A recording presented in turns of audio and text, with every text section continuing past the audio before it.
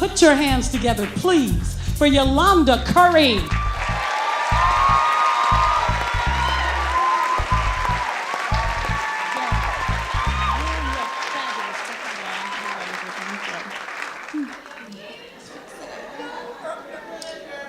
Happy birthday to my 12-year-old baby girl up there.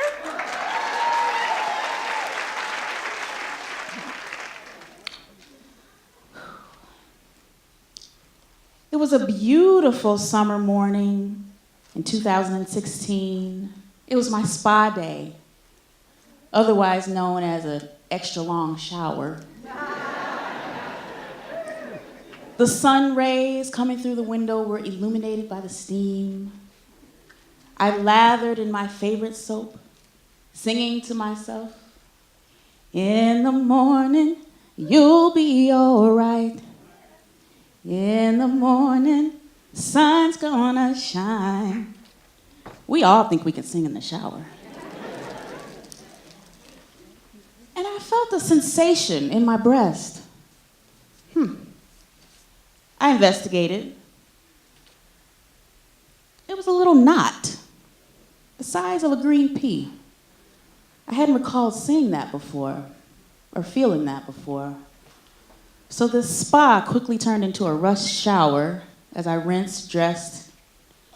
I had to go seek somebody else's opinion because I had to be wrong. I went to my mother's. I asked her to also feel. And given the look on her eyes and the silence between us, I knew that I had to seek further medical advice. So I got a consultation, which followed up with further testing. I still had to go to work, so I did my best to focus on the tasks at hand. And a couple days later, the phone rang. It was the doctor. And she wanted me to schedule an appointment to come in, see her, talk about the results. And I said, well, we're on the phone right now. Can you just go ahead and tell me what's going on? What do I need to know? Oh, no, Yolanda, I think you want to come in for this. And I said, well, it's Friday, and we're on the phone right now. And instead of, thinking about this all weekend, stressing out, can you just please give me the information I need right now? Thank you. She said, okay. She took a deep breath. She said the test came back as invasive ductal carcinoma in situ, intermediate to high grade. I said, okay, but what does that mean? She took another breath and said, I'm sorry, Yolanda, it came back as breast cancer. And then everything went silent. All I could do was go through the motions, rumbling thoughts of all that I had seen in the media, because that's all I knew. It's what I had seen in the media regarding breast cancer. Women who lose their hair, they immediately lose weight. They're too frail to do anything. They miss out on work. They can't take care of themselves, their families. I had just started this job 6 months ago, 6 months before the diagnosis. They lose their hair.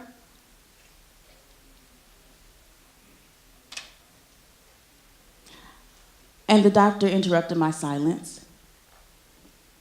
I don't remember what she said. I just mustered up and hung up. I couldn't work the rest of the day. I went to the office to gather my things. Because I was visibly shaken, I had to tell my coworkers what was going on. They were shocked as well. I mean, I was 38. I was a mother to two very spirited, amazing children who kept me very busy. I was damn near vegan. Every time we had to order lunch at work, they were like, Yolanda, what can you eat? They were shocked, but they were supportive. But my employer did ask me a question. She said, did you know you had breast cancer before you started working here?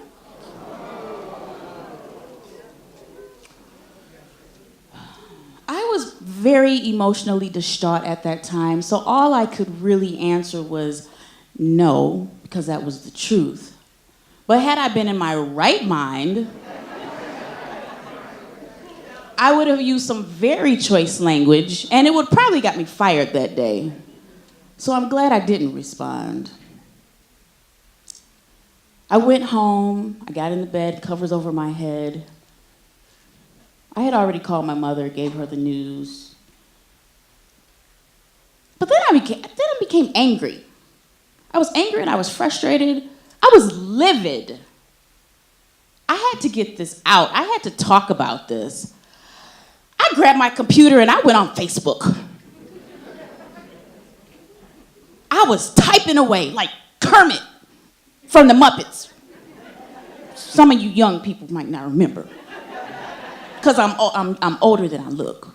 Anyway, I typed everything. I got it all out. Send. Whew, that feels good. Oh my God, what the hell did I just do? Who goes on Facebook with their personal medical issues? Cancer is taboo. We don't talk about it on social media like that. People are going to think I'm crazy. I just started this job. Oh my God. But then the answers came, the comments came. The village was activated. People sent words of encouragement, of love. Yolanda, what do you need? What can I help you with? Are you hungry? Did you eat today? They had resources. They had knowledge that I didn't have. And so I was grateful for that. I was referred to one of the experts in breast cancer research.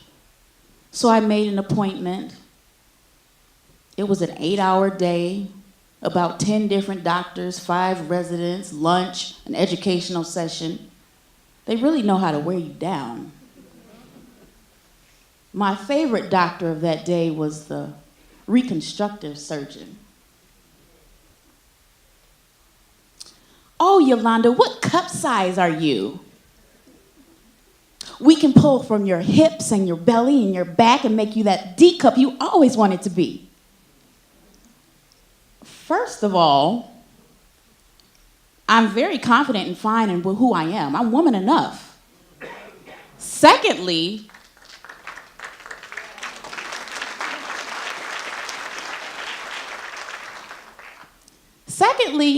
God blessed me with everything I need, and she doesn't make mistakes. So this was not the medical team for me. I sought my third opinion. By then, I had done some research. I knew about alternative procedures. I knew about natural methods. All I needed was $100,000 to travel to another country and get what I needed, but I don't make that kind of money. That's for the wealthy. We went round robin, this doctor and myself, we went round robin for about a month. Me showing my research, her dismissing me. Me saying, but I need the chemo specifically designed for my genetic makeup. Her saying, yes, but we have A and B, choose one. Okay. I think she finally got tired of me because I think I knew too much. I'm a research buff. I don't take no for an answer. She recommended a procedure called cryoablation. She said she could freeze the cells, minimally invasive. I'd be on my feet in a week. Let's do this. No chemo, no poison, let's do this. So I walked in that hospital like I was going to receive $1 million check. I was happy. I was ready. The procedure was done. The only side effects included my left breast 2 times the size of my right. Swelling went down after a week. I was back to work. I was running with the kids. We were good. I had a new lease on life. I raised money for a youth organization for their health initiative. I threw a big party, invited all my friends. We ate cupcakes, we danced. We had a good time. I reevaluated my life. I put things in perspective, and we kept it moving. But then we always have to go back for that, 6-month checkup, which I did. But I was confident. I won. I beat the medical system. We did it without all the standard of care. So I walked in there, got my testing done, went on about my life. I was confident. Came back for the test results. All right, doc, tell me we did it. Tell me I'm awesome. Tell me you're awesome. They said it's back, Yolanda, and it's aggressive. And you need to get aggressive.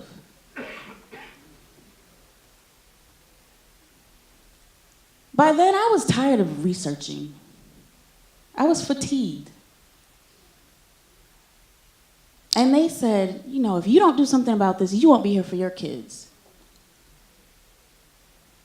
But I thought that God created this lush green earth full of everything else I needed, and, my faith felt tested. I wasn't sure. I didn't know what to do. So I took some time. But because I was so tired, I conceded. I said, you know what?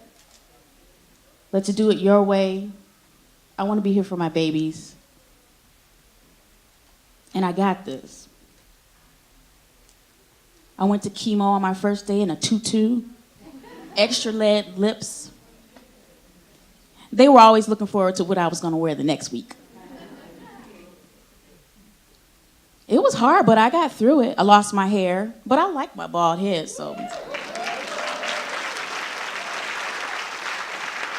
That's no big deal. Thank you. I did have surgery. I mourned the loss of my breasts for at least 2 months. They were a part of what made me me. I nursed my babies with these breasts. I gave them a great start at life. I was afraid that with the loss of a breast, the world wouldn't accept me as a full woman.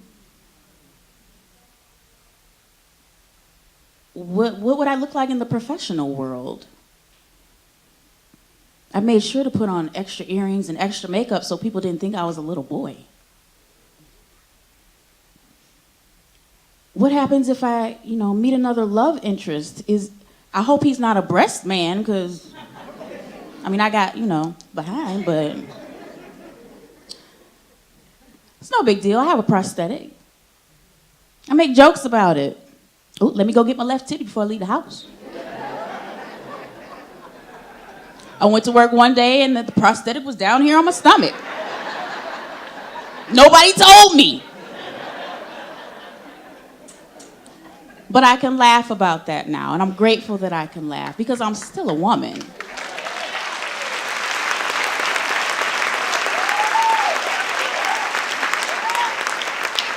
And I'm not a woman because of my physical attributes, but I had to remember my power that came from, the motherland, down to my 4th great-grandmother who was enslaved, down to my 3rd great-grandmother who was a sharecropper, down to my grandmother who was a nurse, and down to my mother who was a professional woman, still is.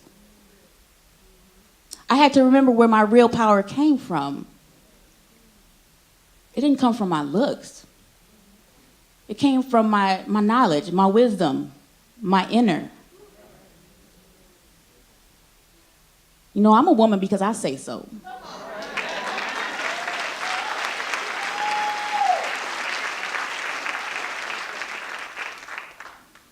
And I don't have to prove it to anybody.